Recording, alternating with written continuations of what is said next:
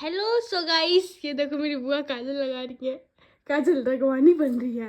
अरे बाप रे, इनका किया देखो जरा तुम, देखो तो। पता है तुमको, हम 4-5 साल बाद हम काजल लगाए हैं। 4 साल 4-5 साल बाद लगाए हैं। काजल लगाते ही इन्फेक्शन हो जाता है साला। आज कैसे लगा है? एक नंबर।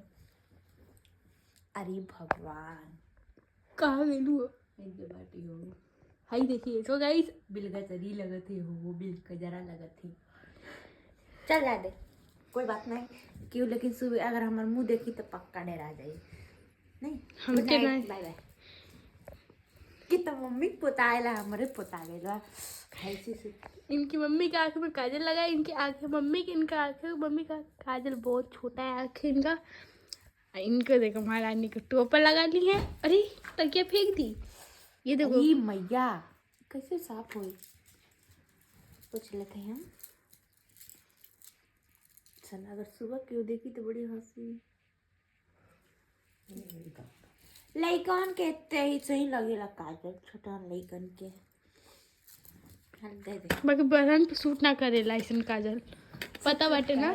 टीका चलो लगा दे तनी, गुड नाइट बोल दो, एक बार गुड नाइट बोल दो। नहीं लग जाए।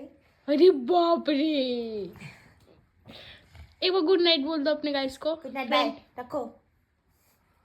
अरे फोन में बैलेंस नहीं है, क्या तो बैलेंस करवा दे। उठने तो थोड़ी जाएगा बे, बंद कर।